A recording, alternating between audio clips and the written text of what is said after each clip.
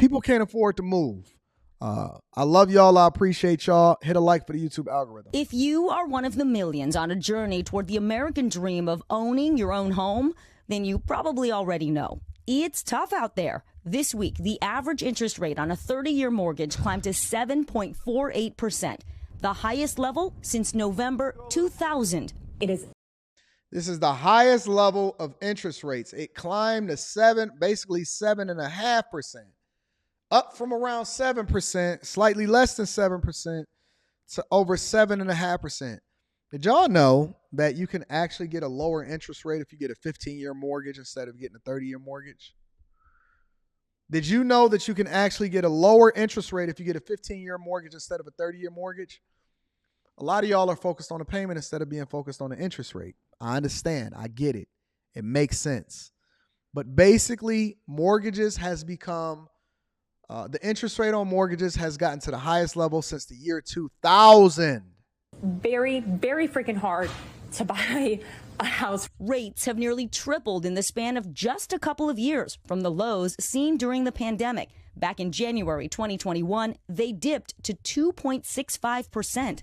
That climb came as the Federal Reserve aggressively hiked interest rates to tame inflation, which ballooned above 9% last summer. But even as overall inflation has cooled and the Fed has slowed its efforts, mortgage rates have continued to climb, a lingering problem for both house hunters and would-be sellers who are opting to stay put. Sellers are really in the driver's seat right now. The problem is they don't want to drive. They likely have a rate that's either 4% or below, and so they're in what we call the golden handcuffs. So how long will interest rates stay this high? No one has a crystal ball. We don't know when rates will pull back again. It really all just depends on inflation. Stacey Esser, a real estate agent in New Jersey, says her clients are feeling the squeeze. Buyers are frustrated. They're upset. And a lot of them are looking back wishing they bought 2 years ago. Here's the problem, though. Here's the problem with all of that is that interest rates being at 7.5% is not actually anything that's abnormal. It's abnormal based off of the fact that we've had this manufactured economy in which we've kept money really, really cheap in order to keep people going into debt and spending. 7.5% is actually pretty normal. It's just not normal for your lifetime. And so when you use it from a comparative perspective, based off of what was happening in 2021, that's how people are getting upset because they're looking at the payment at 2.5% versus the payment at 7.5%. And it's a huge difference. It's a huge difference. And for people that got that interest rate at 2.5%, in their mind, they got a steal. They got a deal. Even though they may have overpaid for their house, they're focused on the payment versus what the payment would be. And so they're less likely to sell, which then makes it more lucrative for somebody like me that is building. When I seen interest rates starting to go up and lumber prices going down and labor starting to remain stagnant, I said, all right, time for me to pivot, make a different move, and start to move a little bit differently because I know that the markets is changing and that I make adjustments based off of what the long-term opportunity is. And so what you're seeing now is that there's less inventory on the market because people are less likely to sell because they don't want to have to spend the money on buying a new home and then financing at 7.5%. 7.5%. Years ago. What are things buyers are sacrificing right now to get into a home? We're seeing some pullback. We're seeing some buyers that are saying, you know what, I'm going to hold on. And they're sitting on the sidelines. Experts say if you are in the market, there are still some things you can do to try and bring down your rate. What's your advice to deal with these high mortgage rates right now? Let me guess. Put down a higher down payment. The first thing you want to do is make sure that your credit score is solid. And the second thing you want to do is shop around. Take a look at mortgage brokers and other credit unions and other options that might be available to you. So, I mean, Vic, as we move into the fall here, what should folks be looking out for if they are in the market? So a teeny bright spot. Builders are really working to try to fill the inventory gap. We're looking at about half of the inventory that was available compared to before the pandemic. So we just need more housing. Yeah. Anton is definite. I hate them cookie cutter houses. I hate when you actually see these manufactured cul-de-sacs where they go in and they tear down all of the forestry and then they build up all of these cookie cutter homes that all look the same. It absolutely disgusts me. It absolutely disgusts me. That looks so generic. There's no character on that street. There's nothing on that street that actually screams, I want to move there. There's nothing on that street that screams, I want to move there. They're building these homes super cheap. Listen, y'all, when y'all go out here and y'all purchase a home, it's going to seem nice. It's going to seem cool because it's going to be your first home. But I'm telling you, if you look at how it is that they throwing up these homes, they're putting no love, no care, and they just throwing up these homes, and they're not really investing in the infrastructure of what it is that you guys are going to have to deal with for the next 30 years. These homes are cookie cutter. They're cheap. They got cheap shingles. They got cheap infrastructure. They got cheap construction workers. Everything that they're doing is absolutely trash. Trash, trash, trash. I would never buy a home that's in that cookie cutter looking like subdivision. It's just not my move. But that's just me. It does look like a test area for Area 51. Shout out to Phil. I'm gonna be reading that super chat shortly. This junk look trash, and people are getting so desperate that they're now starting to buy these properties. But I'm moving a little bit differently. I'm going into the neighborhoods that already have an established footprint. And that's where I'm deciding to build all of my places. I'm actually about to be closing on a new place at the end of the month. Y'all know that I closed on a place before I went to Japan, but I'm supposed to be closing on a new place either by the end of this month or the end of next month, depending on if we can come to a deal. Some markets, obviously not the hot ones, builders are actually trying to chip in and pay some of your closing costs. So that's a great incentive for buyers. We're seeing more build. And they build them far away from cities. You got to drive 20 minutes to go to a CVS to pick up a prescription. You got to drive 15 minutes just to go to the grocery store. To rent communities that are popping up across the country. We did a story here on Today about it, which allows you to live that single family lifestyle without worrying about maintenance. You're renting, you've got that flexibility, and you can save toward a down payment. And as far as renters goes, this. All right, moving on to a different topic now. Economists are sounding the alarm on rising mortgage rates, predicting that they could reach 8% if the Federal Reserve keeps hiking interest rates. Right now, the 30-year fixed mortgage rate is at its highest level in 22 years. Charles Payne is the host of Making Money on Fox Business. I want to put up the Freddie Mac graph of where mortgage... First of all, I am familiar with this gentleman. However, this guy right here... Hold on. See if I can rewind it just slightly. I have a hard time trusting a man that wear makeup with no stash, man. I have a hard time trusting a man that wear makeup with no stash, man. Where your stash at, dog? Got that baby face and no stash. Homie, come on, man. You a grown man out here in these streets. That man ain't got no stash, dog. I can't take no financial advice from no man that ain't got no stash. Not no black man with no stash. Listen, I rock with him. I heard that he got a halfway decent show. But, bro, it's very, very difficult for me to take advice from a dude with no stash, man. All right, let's continue. I like him. I didn't say that he was a bad guy. I'm just saying that I look at him. I look at a black man with no beard and no stash the same way as I look at a black man that wear a hoodie that come down the street with the hood on in the summertime with his hands in his pocket. Get your motherfucking hands out your pockets, man. Why you out there with no stash, man? Why you got your hands in your pocket with that hoodie on in the summertime? That's not kosher. Why you got a mask on? We ain't back in the pandemic. But I rock with him. He cool. He actually a halfway decent dude, so I rock with him. But you know me, I be noticing stuff that some people didn't notice. So let's get into the actual meat and potatoes of what he got to say. Freddie Mac graph of where mortgage interest rates have gone since Joe Biden took office. And other than a slight dip earlier this year, look at that. It's a steady race to the top for both the 30-year and the 15-year firm. If it hits 8% with another Fed rate hike, Charles, is that a psychological... I think we going to 8%. Sooner rather than later, we are definitely going to 8%. Sooner, we are not going to stop at 7.5%. I think that we are absolutely positively going to 8%.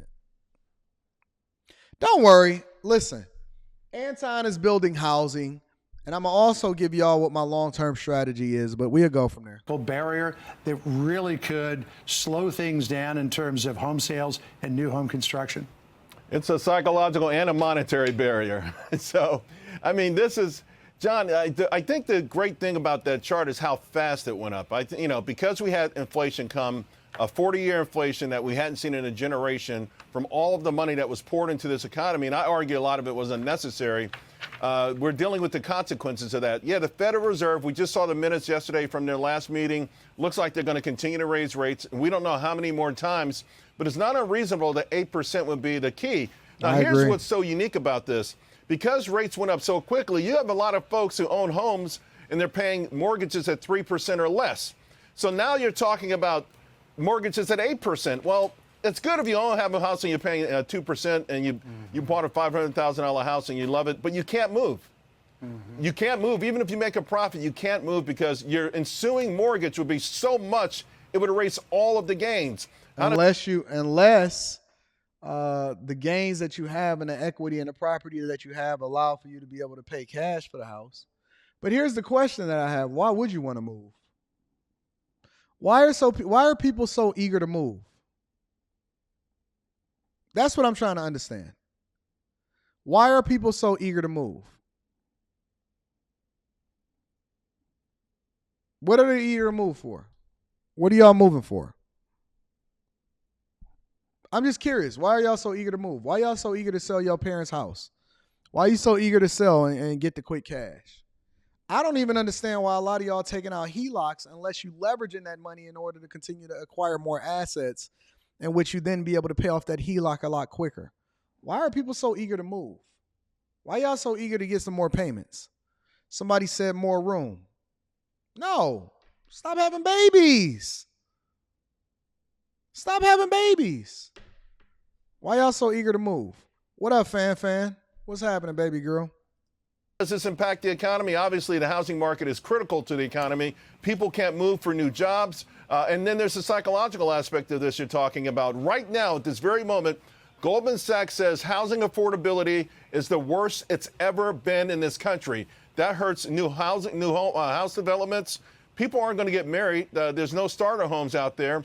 So the overall impact of this, directly and indirectly, it's mind-boggling, and it's getting worse every day. Yeah, I'll tell you. Somebody said people don't want to move; they have to move, and taxes is going through the roof. Are y'all talking about property taxes? Are y'all property taxes going too high? Is that what y'all saying? I'm just curious because if you gonna sell, take the equity out of the property, and then buy something cheaper in a cheaper space, then that's different. If you're trying to move for a job or you're trying to move all the way across the United States, then that's different. But a lot of people is just moving because they want to upgrade. That's the honest to God truth. A lot of y'all are moving because you actually want to upgrade. You're not moving because it's the best thing. A lot of y'all moving because you're just trying to upgrade. You're not moving because of you need more room or anything like that. You moving because you want to upgrade. Most people got more than enough room to continue to maintain what it is that they got going on. The real estate prices are still off the charts in so many places. Charles, I was thinking about you and your beloved Dodge Ram T-Rex truck as we took a look at gas prices. Here's where we are today. $3.87 a gallon is the national average. A week ago it was $3.82. A month ago it was $3.56. That's putting a big crimp in people's budgets, Charles. It really, really is. This is so amazing, and it should not be happening at this time, but it is. And you know what? It might get worse. We dodged a few bullets last year. There was a very warm winter in Europe. China's economy did not bounce back to the degree we thought it would. But China probably going to have to do a major stimulus plan. That will increase the demand for crude oil. And it could be a harsh winter. Every now and then we get those. So this might just be the very beginning. Also, you know, we're entering hurricane season here in America. Well, obviously, we pray and hope that it's a mild one. But all of those things conspire to keep pushing gasoline prices higher and higher. Yeah. Here's the thing. Honestly. Here's the thing. The only reason that I would see y'all moving, or the only time that I would suggest that y'all move, is if you A, live in Florida, B, live in California, C, you got too much house, you bought too much house and you can't really afford to be there, Um, Other than that, I can't see why y'all would move. Or if you live in Arizona. If you live in any one of these places that I think is going to absolutely positively be disrupted either by the policies that's going on in that state or by climate, then I think that that's when you start to move. Believe it or not, and again, I'm standing on that and I believe in it, and it's a lot of people that actually justified it, and they called me and they contacted me or they DM me and they said, Anton, now that I looked at it and I started playing the numbers and stuff like that, you absolutely right. A lot of people gonna get left holding the bag over there in Arizona. Arizona is even slowing.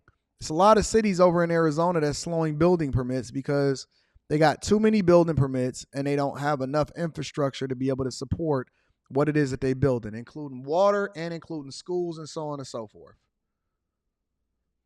Arizona's temperature, you can't even go outside in the summer in some places in Arizona.